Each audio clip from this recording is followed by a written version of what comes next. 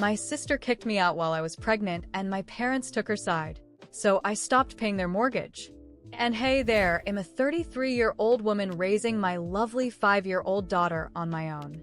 Life hasn't been the easiest, especially since things with her dad didn't go well while I was pregnant. And even after our daughter was born, he wasn't faithful to me. It hurt a lot. But after she came into the world, I knew I had to take control, so I ended the relationship and kicked him out. That's a story for another day, though. Right now, let me tell you about what's been happening with my family, specifically my sister. After the breakup, I moved back in with my parents. Let's face it, being a single mom is hard, and having family around to help can make a world of difference. For a while, things were manageable. I was working, and my parents helped out here and there, although not as much as they had promised. But everything changed just a couple of days ago when I came home to find my younger sister, Ava, sitting in the living room. Ava is 29, and the first thing I noticed was her huge pregnant belly. She had moved to Croatia with her husband right after they got married, and I hadn't seen her since. You'd think I'd be happy to see her, but that's complicated. Eva and I have never really gotten along. She's always acted like she's better than me, and she's made it her mission to turn our parents against me whenever she can. And being the younger sibling, she's always played the innocent card, getting away with pretty much anything. Ava isn't just mean with her words. She's physically intimidating, too. She's bigger and stronger than me. And there were times growing up when I genuinely felt threatened by her. But my parents, they were blind to it all. Every time I tried to tell them that Ava was bullying me or even getting physical, they brushed it off, saying, "She's your little sister. How could she possibly hurt you?" That's how it's always been. I learned to keep my distance from Ava when I moved out for high school. It felt like escaping a prison. But now she's back, and not just for a visit. She's back for good. When I saw her sitting there, I was taken aback. I hoped she was just back to have her baby, and then leave again. I cautiously asked my mom how long Ava was planning to stay. Before my mom could even answer, Ava yelled from the living room, "I'm here to stay. Do you have a problem with that?" Her tone was sharp, and it was immediately clear that she hadn't changed one bit. Still the same self-centered, narcissistic person she's always been. My mom told me Ava's husband had gotten a transfer back to the States, and though he had company accommodation, they thought it was best for Ava to stay with our parents during her pregnancy and after the baby was born. I couldn't believe what I was hearing. When I had my daughter, I didn't get half the support Eva was getting. I asked my mom if she really had the time to take care of Eva's child, and she replied meekly, "Well, she's still so young. How could she raise a child on her own?" Ava is 29. She's not young. I was 27 when I had my daughter, and I handled most of the postpartum on my own because my husband wasn't around. My mom didn't come to help me then, telling me it was just something I needed to learn as part of motherhood. But here she was, bending over backward to help Eva, cooking for her, bringing her supplements, and making her as comfortable as possible. I was furious but kept my cool. The favoritism was always obvious, but this took it to another level. For years I kept my distance from Eva because of it, and now here I was, living in the same house as her again, but this time it wasn't just me I had to think about. It was my daughter. When I separated from my husband, I rented my own place at first, but my dad insisted I move in with them. He said their house was too big for just the two of them, and that they could help with my daughter when I was at work. It seemed like a fair deal. Instead of paying rent for my own place, I could pay rent to my parents and save a bit of money. Plus, I was going through a lot emotionally at the time: pregnancy, postpartum, my husband's infidelity. So I accepted their offer. At first it was fine. I paid rent, and my mom agreed to babysit my daughter occasionally, though not as often as she had promised. Most of the time I had to hire a full-time nanny because my mom said she couldn't babysit full-time. So instead she played the role of a baby monitor, making sure the nanny was doing her job properly. It wasn't ideal, but I was grateful to have her around to keep an eye on things. But now, seeing how she was catering to Ava, doing everything for her, while I had to hire help and take care of everything on my own during my pregnancy, it was too much to handle. My mom had barely visited me when I was pregnant, but for Ava she was practically her personal nurse. I knew something was up. My parents had agreed to let Ava move in permanently, and I couldn't shake the feeling that they were plotting something. Our house wasn't that big to accommodate everyone comfortably. I knew I couldn't just move out on a whim. I was paying rent, and I relied on my parents to help keep an eye on my daughter, even though they weren't the best at it. I wasn't ready to leave her with a nanny all the time, especially without the safety net of having family nearby. Then worst fears came true. A few days after Ava moved in, I came home from work tired but ready to spend some time with my daughter.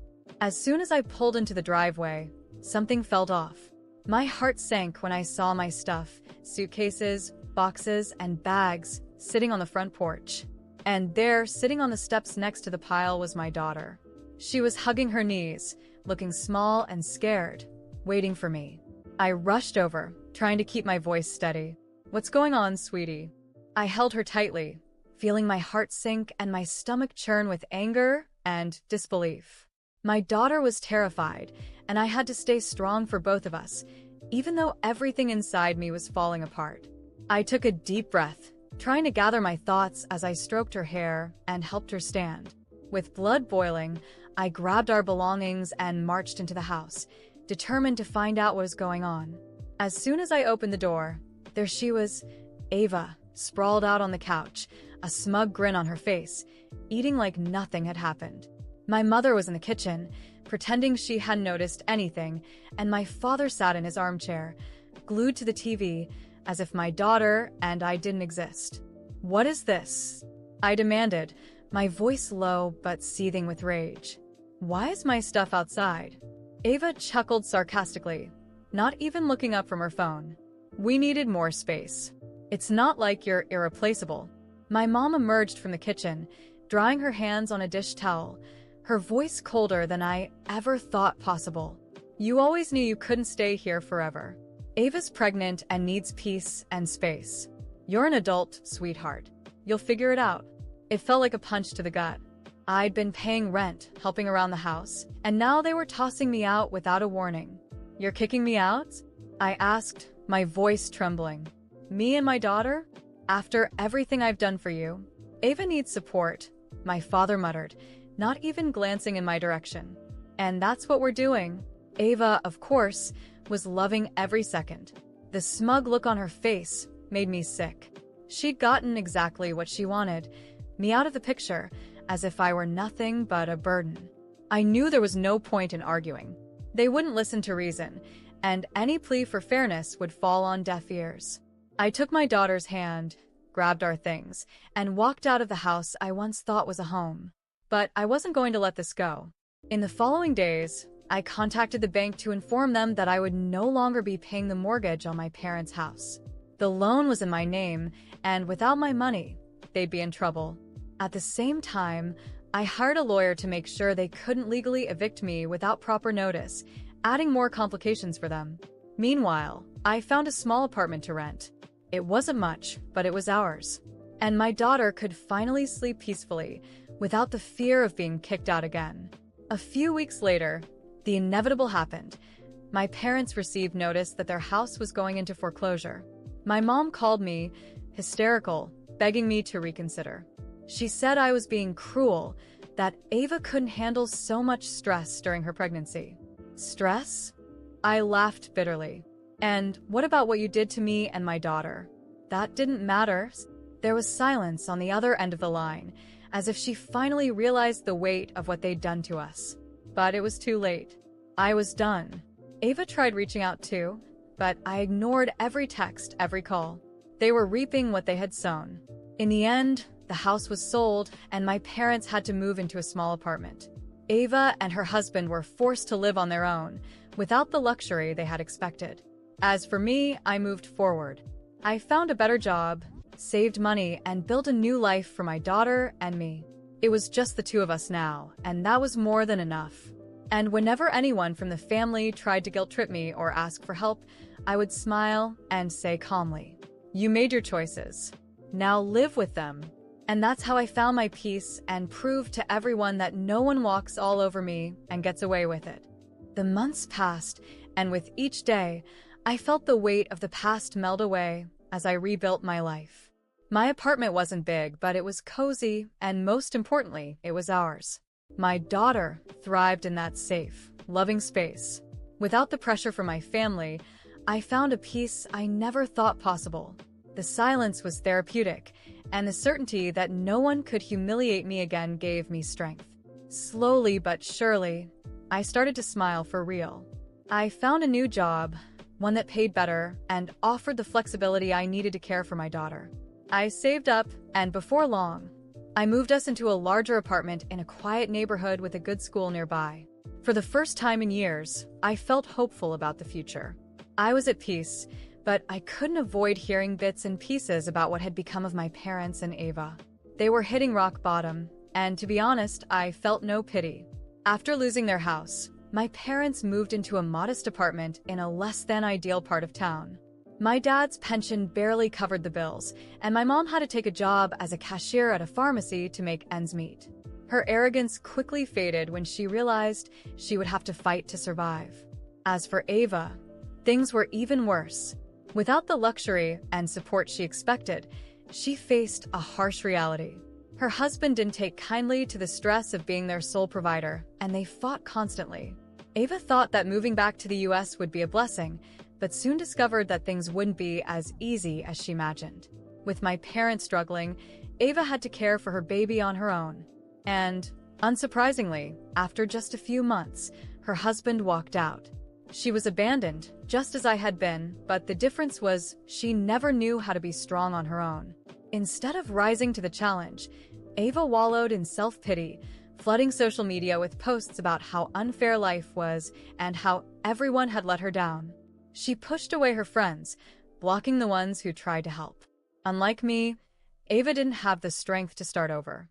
For a while, she begged for help from our parents, but they were drowning in debt and couldn't afford to support her any longer. And that's when they came to me. My mother called, her voice trembling with desperation, telling me how much Ava needed me, how I was the only one who could help her. "Please, sweetheart. She's in such a bad place," my mom pleaded, her voice cracking. "You don't know what it's like to see your child suffer. She needs support now more than ever." I took a deep breath, feeling a mix of anger and satisfaction. Where was this compassion when I needed it? Where was this concern when they threw me and my daughter out? "No," I said calmly and firmly. "You made your choices. Now live with them." My mother sobbed about family and forgiveness, but I hung up before she could finish. I didn't have room in my life for people who only cared when they were desperate. The calls stopped after that. I later heard through distant relatives that Ava ended up moving into a shelter with her baby, and my parents were selling their furniture to pay off debts. They had burned every bridge they could have crossed for help. Meanwhile, I thrived. My job was going better than ever. I was saving money, and I had built a new life for me and my daughter. It was just the two of us, and it was more than enough.